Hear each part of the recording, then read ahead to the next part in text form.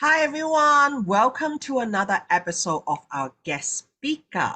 Today, I have a wonderful lady who I had the pleasure to know and had a chat with before. She specialized in helping women to find her voice and to get published, to let your story know so you can actually create a legacy that will pass on to generation. So without further ado, allow me to introduce Sigrid. How are you? Hello, Martha. It's really wonderful to be here and to share some of my insights with you and others. Yes, please tell us a little bit more about yourself.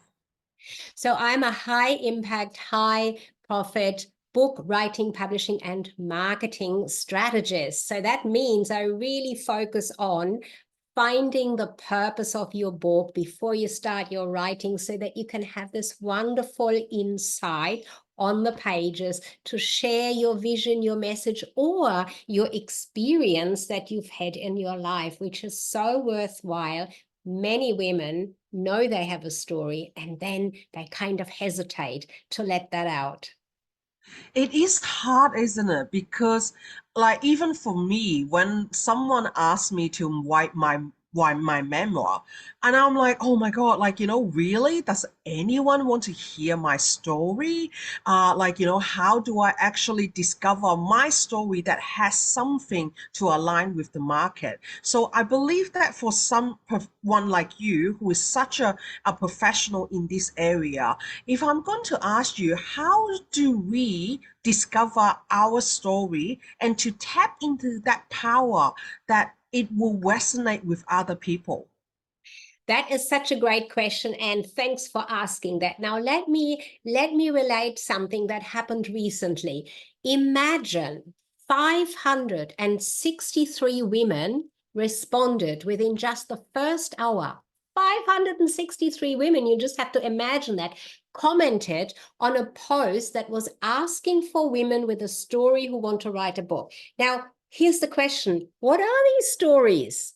Are you wondering? Well, I was Mm. wondering because when I was reading through, scrolling through the feed of the comments that these women made, it was interesting that most of them revolved around these sort of topics: overcoming traumatic childhood experiences, surviving and thriving after abusive relationships, or escaping domestic violence for a bold, bright future with the purpose of helping others. So there are a lot of stories out there that women know they have and want to share.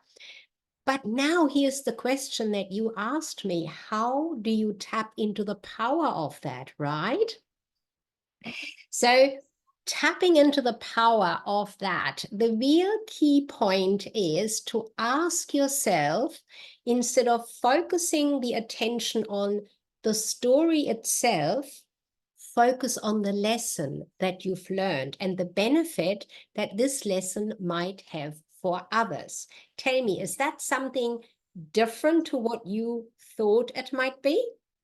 I think that what resonated with me was what you just said is we are so worried about what other people think of us when we are telling our story. But if we are only sharing, it makes the pressure a lot less because it helps us to realize that, hey, we are not writing for other people. We are only writing to share our story. And I find that will be a lot easier to absorb for a lot of people.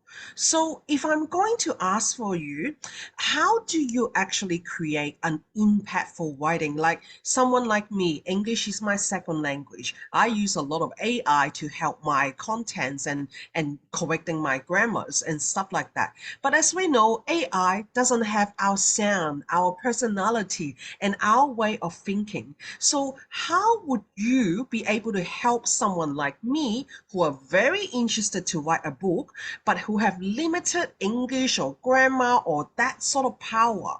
How can you support us on that? I love that question. And here's the thing: English is my second language too, Martha. So I fully understand what you are asking here.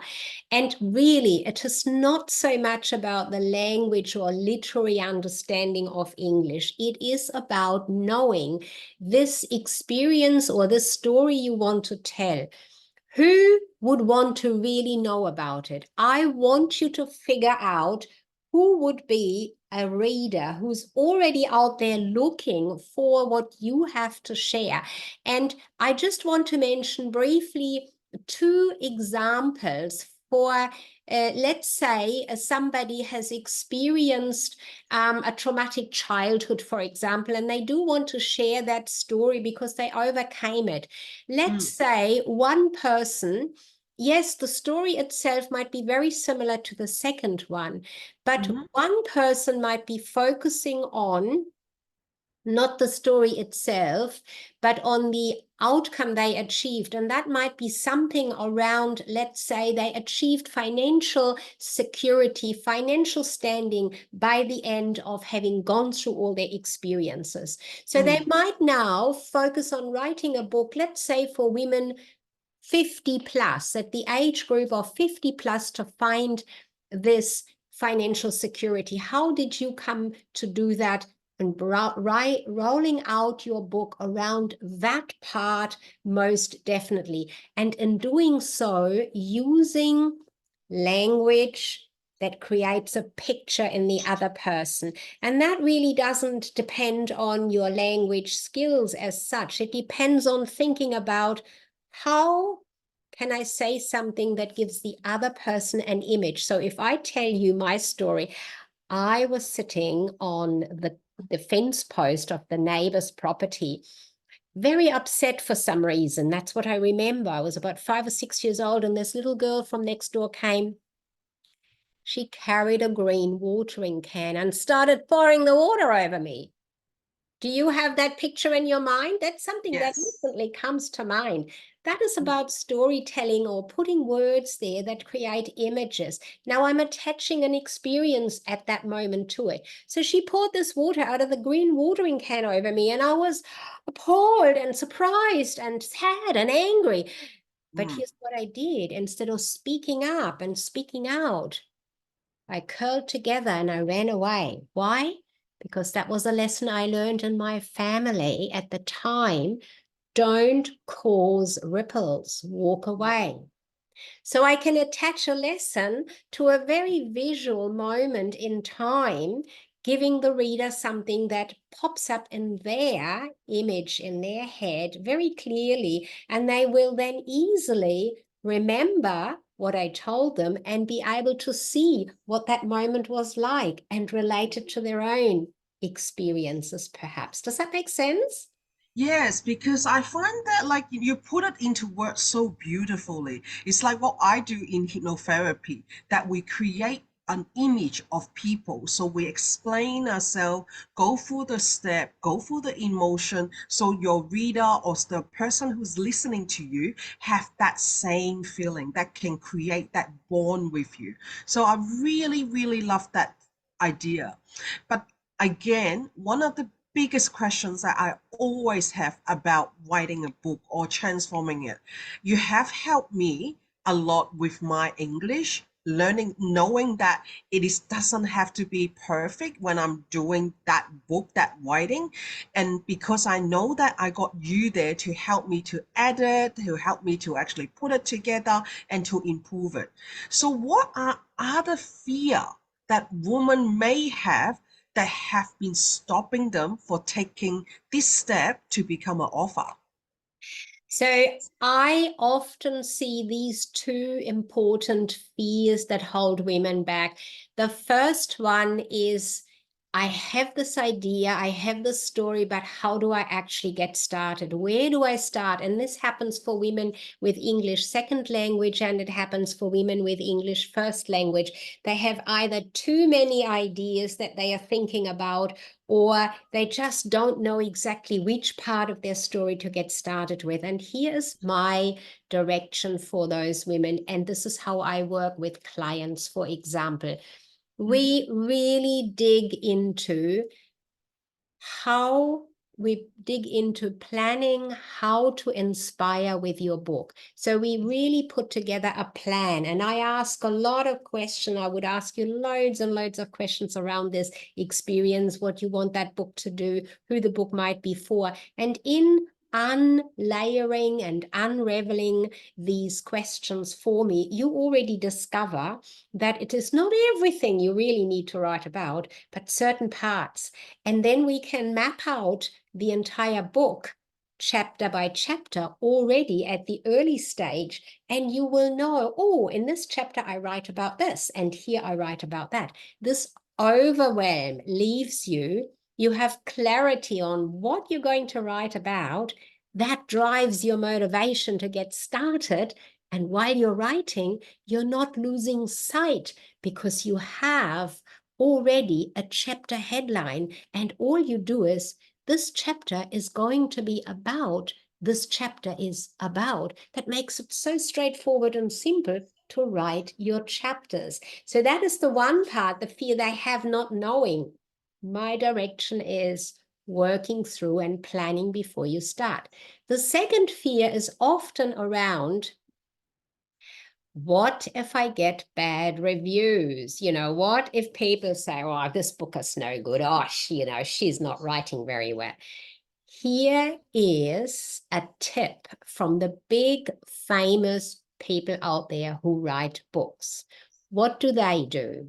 The first thing they do when they are asked to write a book, their autobiography or whatever the topic is they're asked to write on, they have, obviously, those people have PR agents and a whole bunch of staff around them that will do this for them, but we can do this ourselves. And I'm sure this is something you teach as your super confidence coaching with your clients as well. The first thing to do is to bring together the people that you know and that know you well. Could be friends, could be family. Tell them about your book, ask them for positive feedback, and collect that positive feedback. That can so boost you. And the big guys are doing that. The famous ones are doing that. Nothing different. They're getting all these review-like feedback before the book is even published. It keeps them on track to be confident about what the book will be sharing. It gives you the confidence to say, look, these people gave me this feedback, and you can use that feedback already in your positioning and promotion.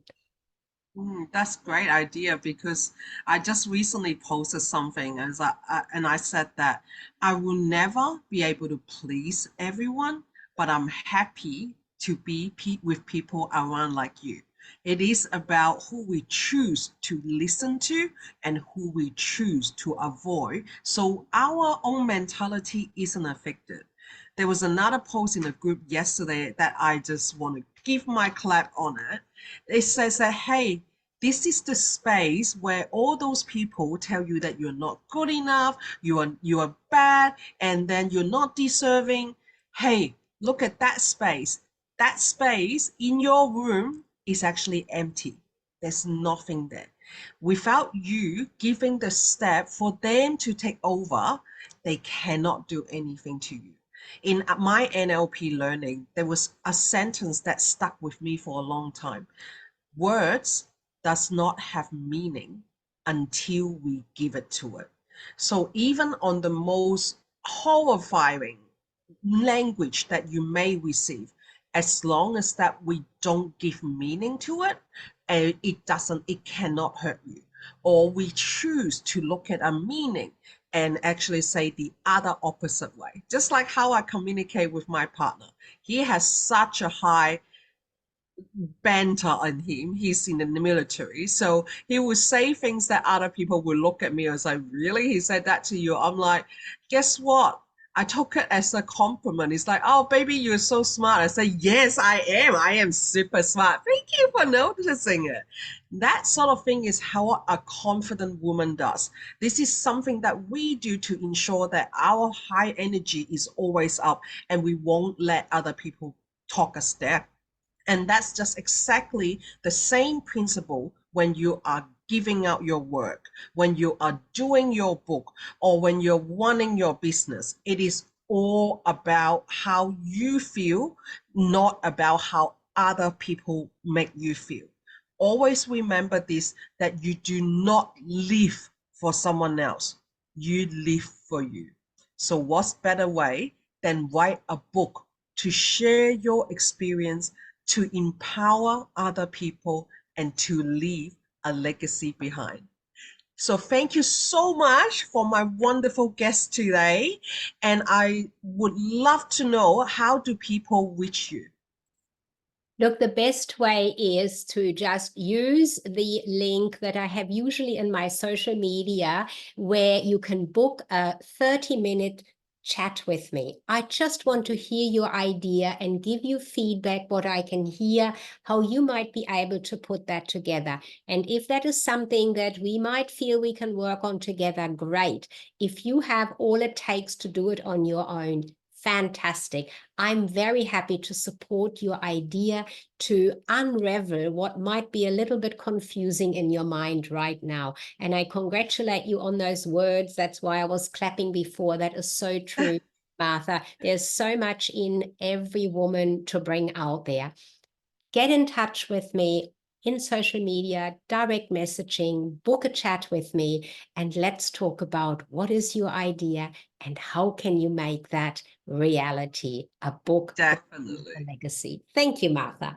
That is perfect, because we all want to make something that we dream and hope for a reality. So for those of you who are looking into living more than just our normal day-to-day life behind, Secret is the person to speak with.